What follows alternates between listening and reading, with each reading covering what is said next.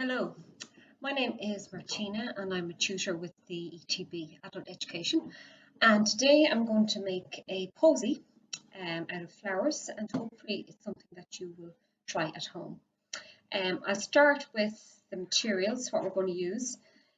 So this is Oasis, you may be familiar with that. That is a third of a block of Oasis. That's a full block, but we just need a third for what we're going to do today.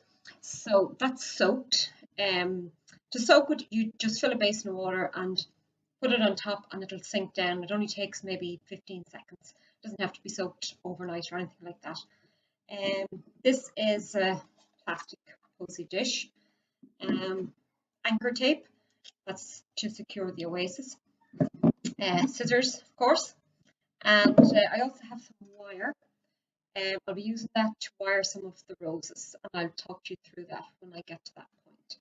So first of all, I'm just going to put the Oasis into the dish, and I'm going to secure it in with some tape.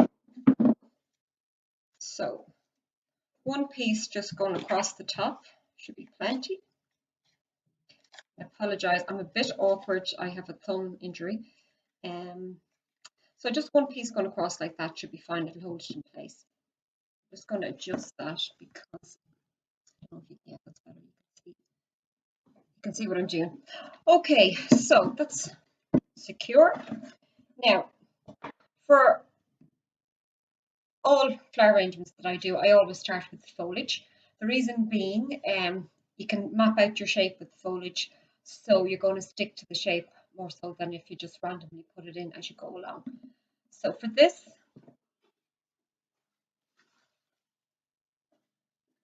is the foliage I have today. Now this is all got from my garden, so I haven't a huge selection. This is a type of myrtle. This is a heather, and this is red robin. Starts as a shrub, but I have kind of got a tree of it now. Okay, so I'll start with using the myrtle. Now, this posy is not going to be huge. It's kind of something that you put in the center of a table. So it'd be suitable for a wedding or just table decoration. So you think about where you're going to put it and what it's going to be used for. So if it was for a wedding, you don't want it up really high because you want people to be able to see each other. So we're not going to make it too high or too wide. And you also want to leave room on your table for, if it's a dinner, for the cutlery and plates and knives and all of that sort of thing. So I'm going to start that little bit at the top. So that's going to be the height. I'm not going to go any higher or thereabouts. Roughly the same height as that for my center flower. I put a bit on the edge, so that's as wide as I'm going to go. Now, you may notice I'm pulling off the end pieces of foliage on each stem, and that's so that the piece will go in properly, because if the leaves are all down here, the piece of foliage is not going to go in securely.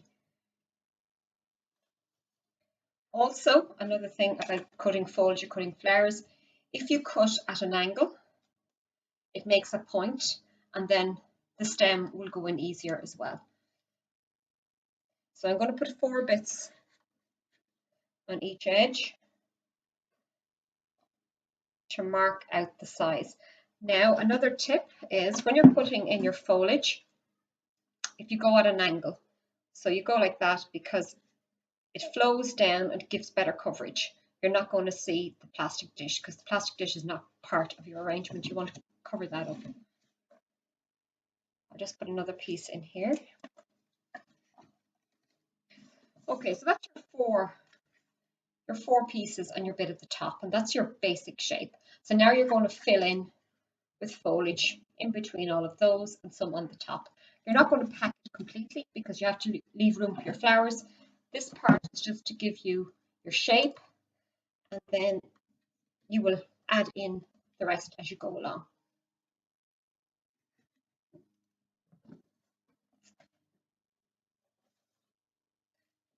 So I'll put in a bit more myrtle and then maybe some of the red robin. The myrtle is nice because it's nice small leaves and it gives a nice coverage.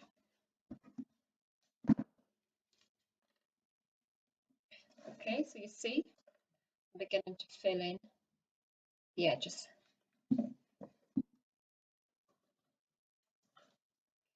This is the red robin.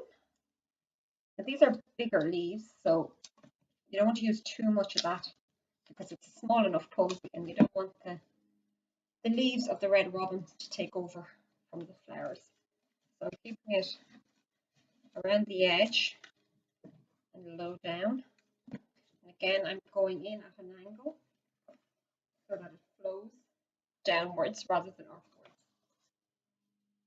Some of the leaves are a little bit damaged, so we'll just cut off that one.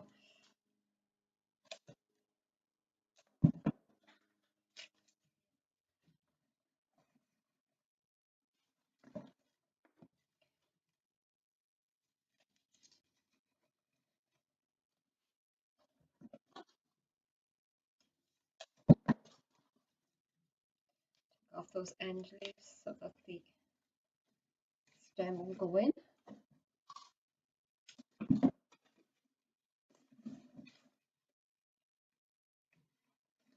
Okay, so now the edge is fairly full. There's not a whole lot up here, so I'm going to add a bit of heather up there. The heather is nice and light and it's not going to take over from the flowers. This time of the year is a very good time for foliage. There's lots of little bits. And you'll be surprised what you can find when you start looking.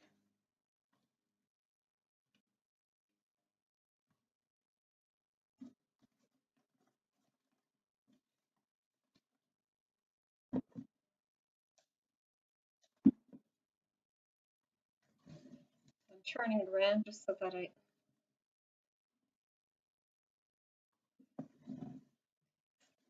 you don't have a bald patch on one side and none on the other. There we go. Okay, I'll put a few more bits.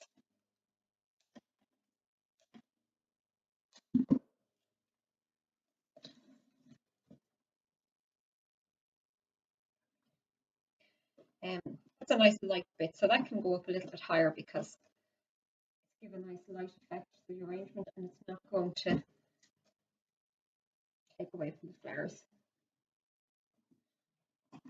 I always say when you're using foliage to look at your foliage, you know, is it heavy, is it very full? And that'll help you decide how to use it.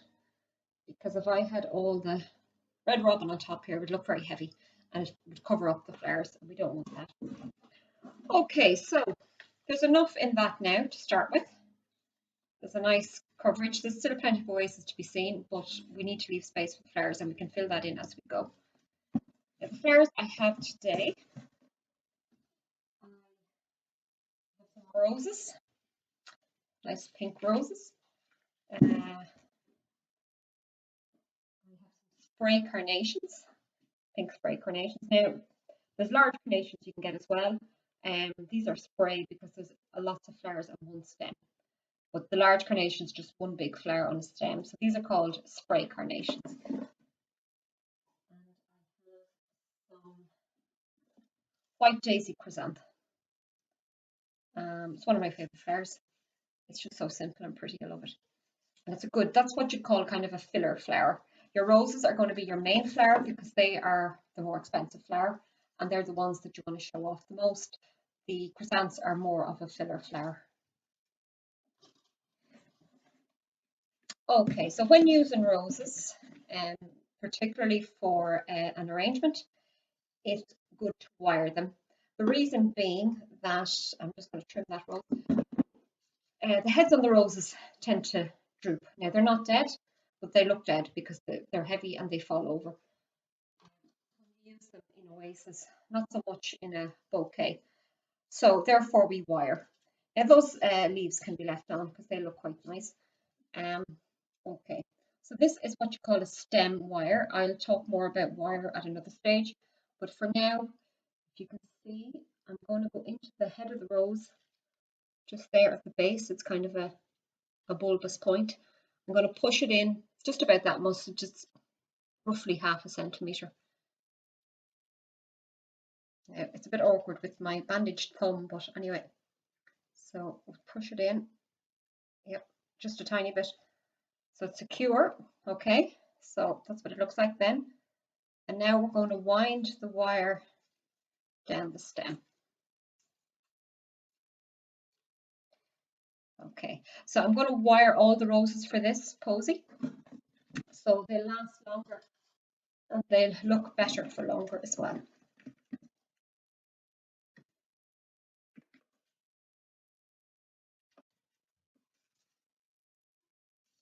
There's different gauges of wire, depending on the size of the flower that you're using. This is a medium gauge, I suppose, and it's useful for most flowers. You can get very, very thin, delicate wire, silver wire, and that would be used for very delicate flowers, maybe like freesias or lily of the valley, Drosophila. It's very, very fine. But this wire is fairly general purpose, and it's good for most flowers.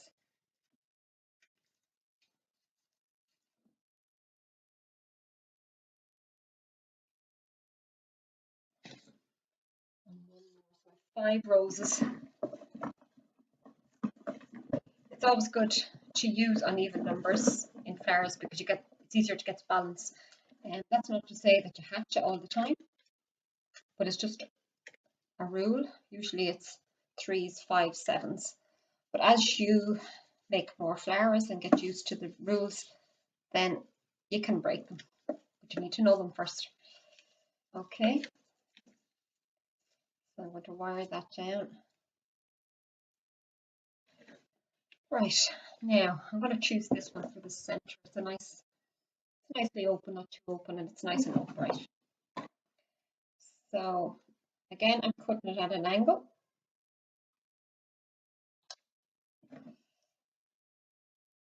Yeah, now. Okay, so that's just tall enough.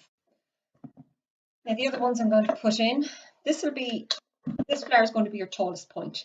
No flower is going to be higher than that. So all the other flowers you put in are going to be slightly lower. So I'm going to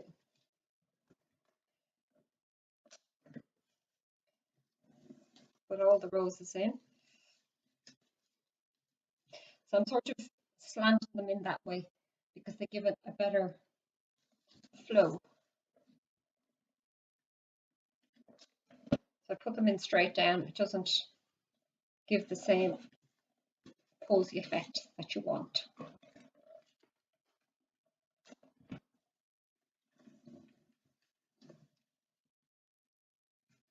Okay, so that's our 5 roses in. Okay, evenly spread. Now, the next thing we're going to use are the spray carnations. Now, another thing about flower arranging, for balance, you keep small-headed flowers to the edge, larger flowers to the center. That's why the roses are my central flower, plus the fact that they are the most expensive flower. So these nice little buds. So you can see there's a few flowers on that now. You're not going to use that as a whole stem. You're going to cut it up. Now there are occasions when you would use that. This was a bigger posy. You probably use the whole stem as one flower.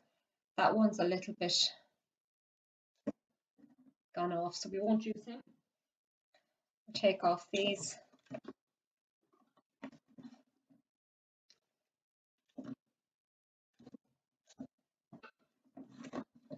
Yeah, there's a nice lot of little buds, so I'm going to cut them off and use them. Now that one I'm going to leave. I'm going to use as one piece because they're nice.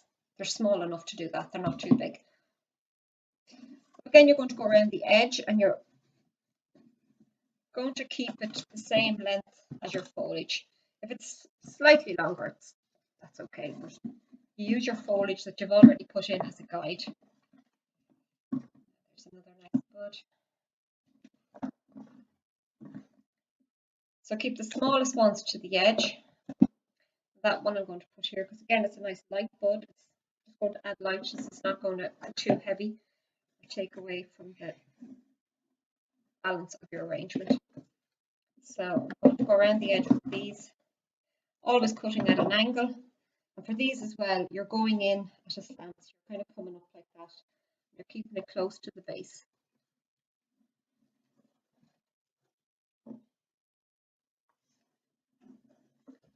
So that's why if you've got your foliage in, and before you put your flowers in, you can't go wrong really, because that will give you the size and the shape.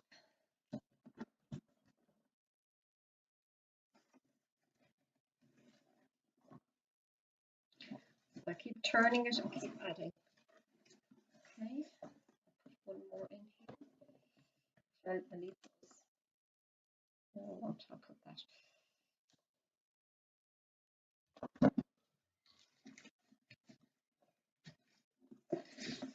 Okay, so we'll tilt it again so you can see it's keeping the nice posy shape. Now I'll add in the rest. So I'm going to put some of them on the top.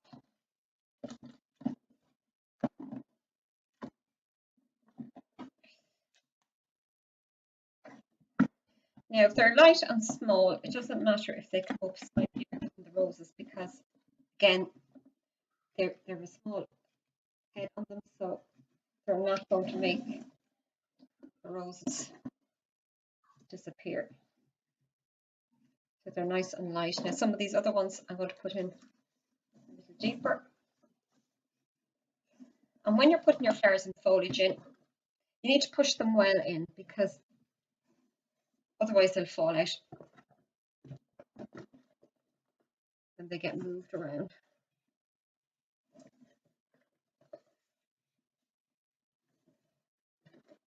Okay. So that's all my carnations in. Tilted. Okay, so it looks nice and even. We've kept the nice posy shape. There's a little bud we put in as well. Right, now, chrysanthemums. As I said, these are the filler flowers. So I have 2 stems. We may not need the 2 stems. And again, you look at your flower. Some heads are bigger than others. So the lighter, smaller heads you're going to keep for the edge. The bigger heads you're going to put down in deep into the middle of the arrangement. And the reason you have different levels, because if they were all on the same level, it kind of becomes kind of a football shape. And we want to draw the eye in, we want to create interest, so we put some flowers in deep so that the eye draws in and the levels, it looks more interesting. Now you can make arrangements in football shape if that's the look you're going for, but we're not going for that look today. So we're going to use the small flowers around the edge and the bigger ones in deeper.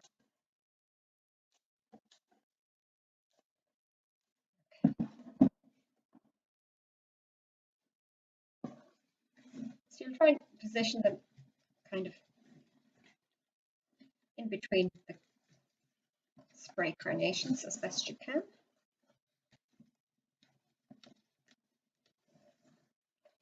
going to put that one in.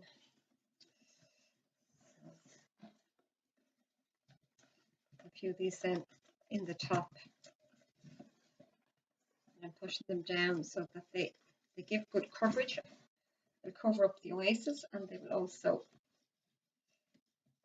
create levels, which is nice.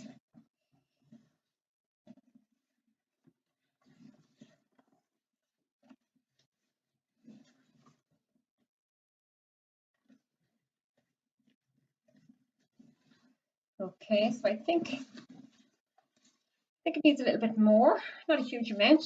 Needs a few more here for around the edge and a few in deep, but we're nearly there. Again, I'll take off some of the light ones at the edge.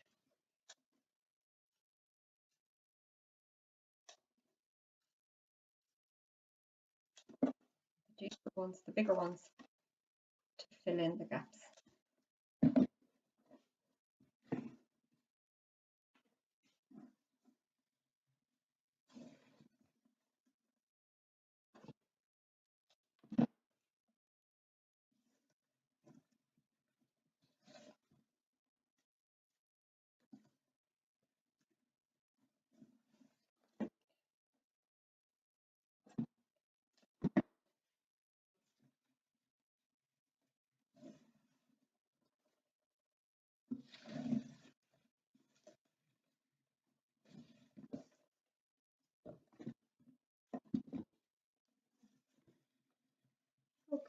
So I think we have enough in that, enough flowers. Now I might put in a small bit more foliage, because you can overdo it, and it can be, if it looks too packed, the flowers don't have their own space and you lose a bit of your design.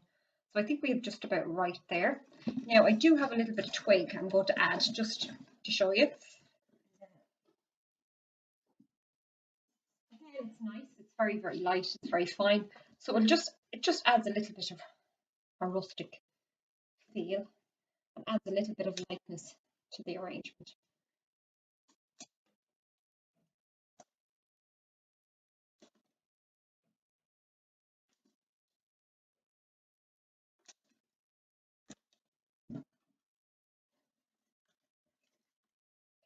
And again, if that comes up taller than the flowers, it's okay because it's nice and light and it's not going to make the design look heavy or unbalanced. Just adds another little element.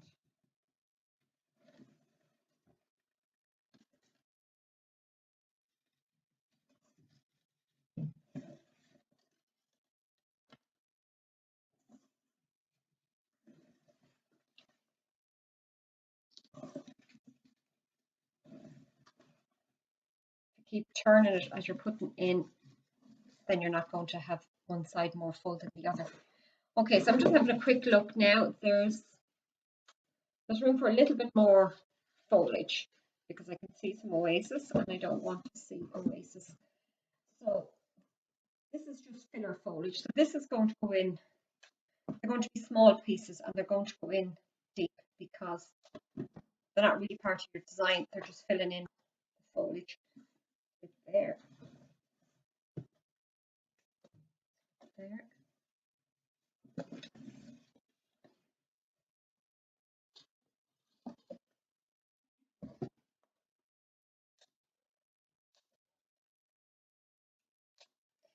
So the same as before, you'll take off the lower pieces so that it'll go in.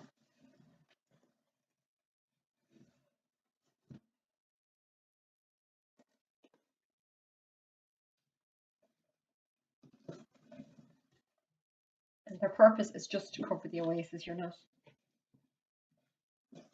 changing the design.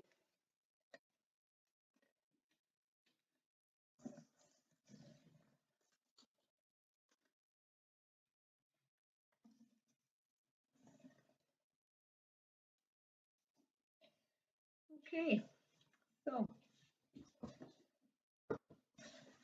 that's it. It's done. Just tilt it so you can have a look. Pleased with that. It's a nice shape, nice colours. To keep it fresh, what you would do is maybe every second day, you pour a little sip of water in. It's in oasis, so maybe over a sink. You don't want to flood your kitchen or wherever you're working. So pour a small cup in, maybe every second day, just to keep it moist. And you should probably get 10 days to a fortnight, depending where you leave it. Obviously, if you leave it sitting in a sunny windowsill, it's going to die quicker. So if you kind of find a cool spot for it, you should get probably about 2 weeks. Okay, thank you. Hope you will all have a go at that at home. I shall finish this now, but I will add a bit more on a later video of the materials that I used written down, the tips, the cutting of flowers and all that. I'll write that out and put that on another video. Thank you for your time. Bye bye.